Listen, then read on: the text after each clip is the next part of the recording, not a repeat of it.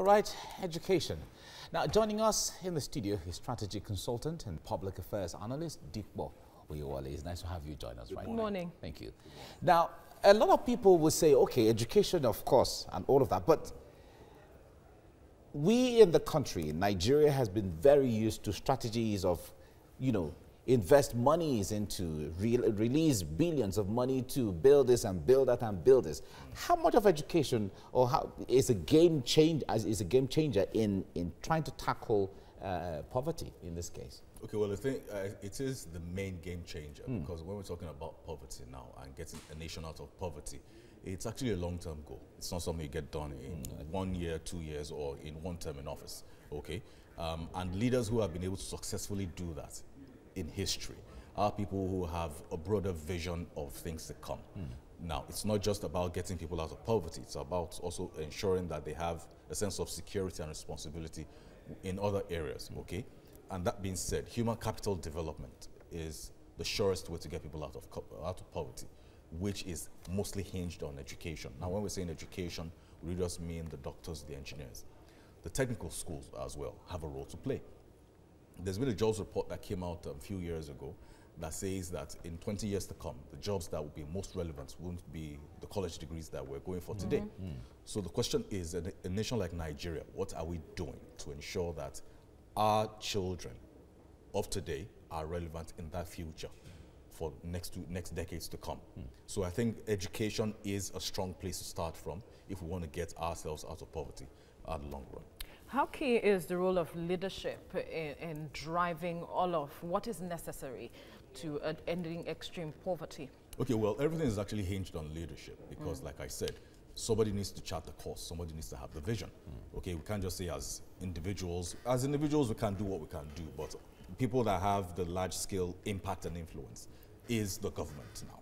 Speaking about leadership, so that's where you know that in 20 years to come, in 30 years to come, this is where we want to be as a nation. So because we find ourselves where we are now, it means that we haven't had that visionary leadership that would drive this? We haven't. And I say that boldly this morning, that we haven't had that visionary leadership that has been required to get us out of this mess. And it's probably the same mentality that got us into this mess and why we're still in it. And it's not showing that we're having any way to get out of it anytime soon. So I think it's something but every government that comes in, like you were talking about leadership, every government that comes in, earmarks a lot of money, set up schemes and projects, to look into, different kind of schemes to, tackle all of these. There are budgetary allocation every year for this. So you're saying governments are not doing anything?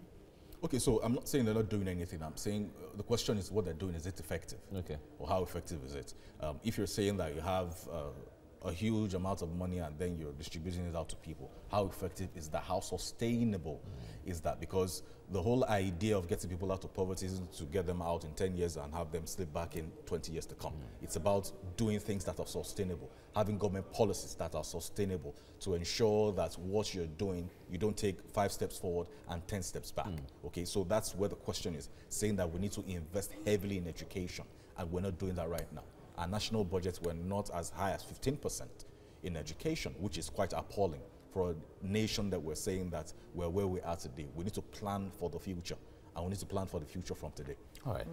Dikbo Oyewole, thank you very much for your time. Thank you. Thank you. Well, joining us now is strategy consultant and public affairs analyst, Dikbo Oyewole. Good morning. Thank you for joining us. Nice to see you. Good to see you. Great. Well, the president has stated or restated his commitment to lifting 100 million Nigerians out of poverty. He stated that last year.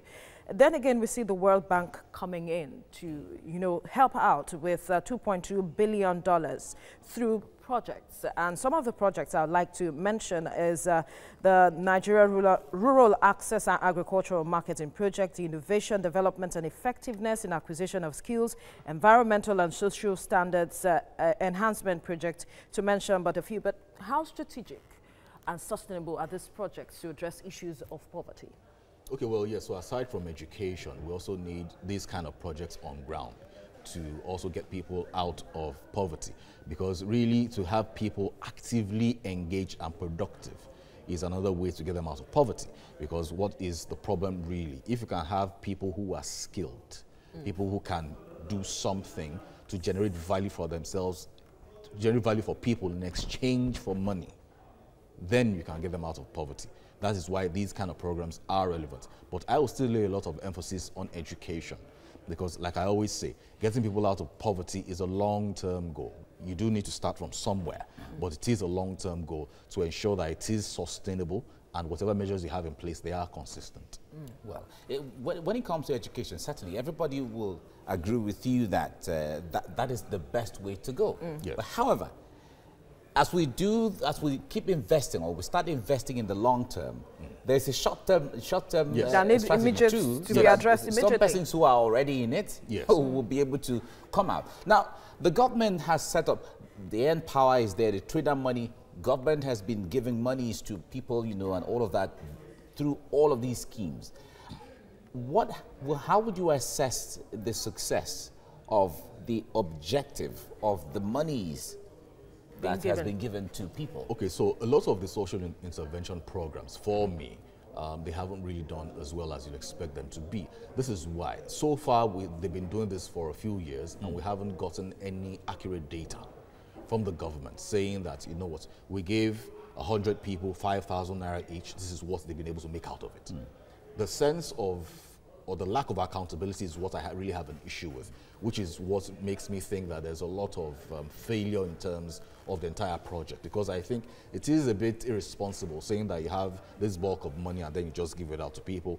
You don't go back to ask questions. You don't go back to see if they've been able to multiply it, if they've been able to get productive with that money. Because in that sense, it isn't sustainable, because you give somebody 5,000 naira 2017, do you go back again to give that same person 5,000 naira in 2020? The question is, in 2017, what have you done with that money? Because we're not asking those questions, and the sense of accountability and tracing the value of that money is where I have an issue with it, because it is, the model around it is unsustainable. The idea is sound, all right, but the model is faulty.